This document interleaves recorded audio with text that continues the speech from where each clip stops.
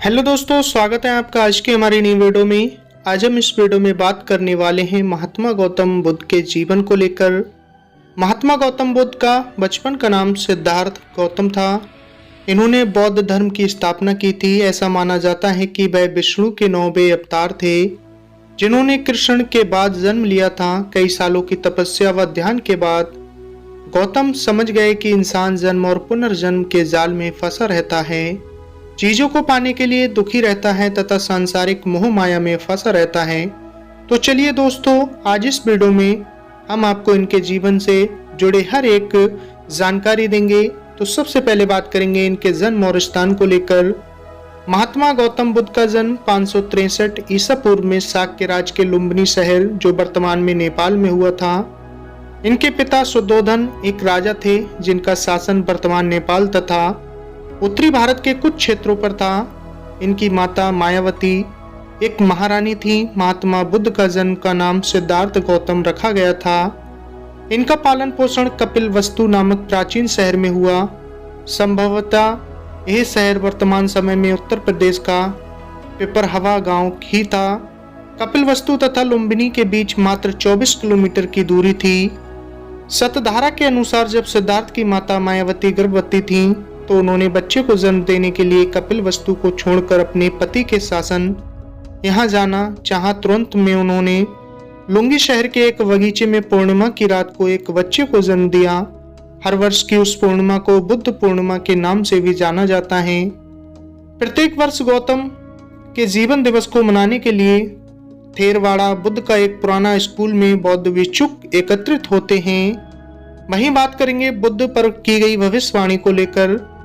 सिद्धार्थ को जन्म देने के बाद उनकी माता उन्हें शुद्धोधन के महल में लेकर गईं। बच्चे का अभी नामकरण नहीं हुआ था। उस समय पर अश्विता नाम के एक गुरु ने उनके शरीर पर कुछ चिन्हों को पहचानते हुए भविष्यवाणी की कि यह बच्चा या तो एक बहुत बड़ा राजा बनेगा या फिर एक महान धार्मिक नेता बनेगा। जन्म के 5वें दिन सिद्धार्थ का नामकरण होना था और उसी दिन उनके पिता शुद्धोधन ने 8 ब्राह्मणों को उनका भविष्य जानने के लिए बुलाया।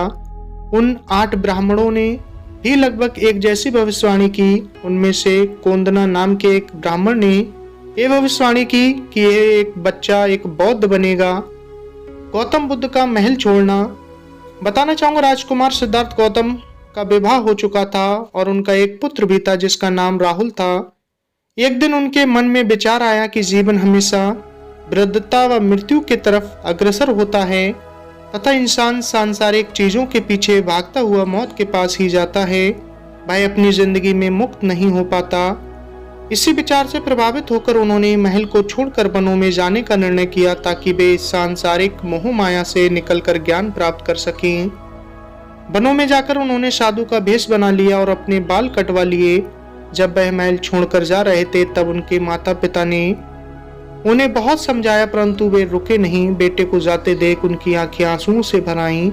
सिद्धार्थ के जाने से पहले उनके पिता उन्हें राज्य के कई क्षेत्रों में घूमने के लिए लेकर गए थे। ब्राह्मणों के द्वारा की गई भविष्यवाणी में 2 विकल्प दिए गए थे कि या तो सिद्धार्थ एक राजा बनेगा या फिर एक महान धार्मिक नेता। उसके पिता चाहते थे कि सिद्धार्थ एक राजा बने, इसलिए वह सिद्धार्थ को राज्य की यात्रा पर लेकर गए। भ्रमण के वक्त सिद्धार्थ ने एक वृद्ध व्यक्ति को देखा तो सारथी ने बताया कि सभी मनुष्यों को वृद्ध होना है और यही जीवन की सत्यता है। सिद्धार्थ इस बात से गहनता से जुड़ गए। इसके बाद उन्होंने कई यात्राएं की, जहां पर उन्होंने एक बीमार व्यक्ति और एक सन्यासी व्यक्ति को देखा। सन्यासी के जीवन से प्रभावित हुए। वापस महल में आने के बाद उन्होंने महल छोड़कर सन्यासी बनने का निर्णय ले लिया। वहीं बात करेंगे गौतम बुद्ध का 2 गुरुओं से मिलन। महल छोड़ने के बाद महात्मा बुद्ध जंगलों में ही रहने लगे। इस दौरान उन्होंने 2 गुरुओं से योग्य ध्यान सीखा। उनके गुरु अराणा कलम ने उन्हें कुछ नहीं के गोले के ऊपर ध्यान करना सिखाया, परंतु सिद्धार्थ कुछ और सीखना चाहते थे। वह अराणा से संतुष्ट नहीं थे, क्योंकि ये शिक्षा उन्हें शांति, बदलाव, विराग, समापन, ज्ञान, जागृत इत्यादि का बोध नहीं कराती थी। इसके बाद वे एक दूसरे गुरु उद्राका रामपुत्र के पास गए। रामपुत्र की शिक्षा से भी दह संतुष्टि नहीं हुई, इसलिए वे उन्हें छोड़कर आगे चले गए। अब उन्होंने जंगल में ही ध्यान लगाना शुरू किया और कई सप्ताहों तथा महीनों तक ध्यान में बैठे रहते, कोई भी अन्न पानी ग्रहण नहीं करते। उन्होंने अपना खान पान एकदम कम कर दिया, जिससे उनके शरीर की हड्डियां त्वचा में से दिखाई पड़ने लग गई थीं। बोधि वृक्ष से प्राप्त हुआ था ज्ञान। बात करेंगे महात्मा बुद्ध को अब ये पता चल गया था कि एकाग्र ध्यान से ही दिमाग को बस में करके ज्ञान प्राप्त किया जा सकता है। उन्होंने एक पीपल के वृक्ष के नीचे ध्यान लगाना शुरू किया और ये प्रण लिया कि जब तक उन्हें ज्ञान की प्राप्ति नहीं हो जाती तब तक वे वहां से उठेंगे नहीं। इस पीपल के वृक्ष को बोधि वृक्ष के नाम से भी जाना गया, जिसके नीचे भगवान बुद्ध को ज्ञान का बोध हुआ था। ये वृक्ष वर्तमान समय में बोधगया बिहार में है। सिद्धार्थ को ज्ञान प्राप्त होने के बाद उन्हें सब लोग बुद्ध कहने लगे। बुद्ध का मतलब होता है कि वह जो जागृत है या सब जानता है। उन्होंने सांसारिक मोह माया से आजादी प्राप्त कर ली थी। अब वह घृणा, इच्छा, तृष्णा, उपेक्षा आदि से मुक्त हो चुके थे।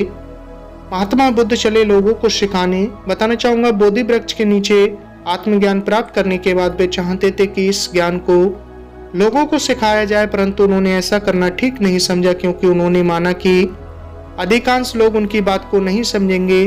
तो भगवान विष्णु ने उनको समझाया और लोगों को ज्ञान सिखाने के लिए कहा। बुद्ध अब लोगों को सिखाने के लिए चल पड़े। उन्होंने सबसे पहले अपने 2 गुरुओं को ज्ञान सिखाया चाहा, परंतु जब वहां पहुंचे तो उन्हें पता चला कि उन दोनों की ही मृत्यु हो चुकी थी। इसके बाद उन्होंने कई साथियों को भी सिखाना चाहा, परंतु उन्होंने इन बातों को मुख्यतः अस्वीकृत किया। सारनाथ के एक बगीचे में 5 महात्मा सन्यासियों से मिले और उन्हें अपने विश्वासों के बारे में बताया।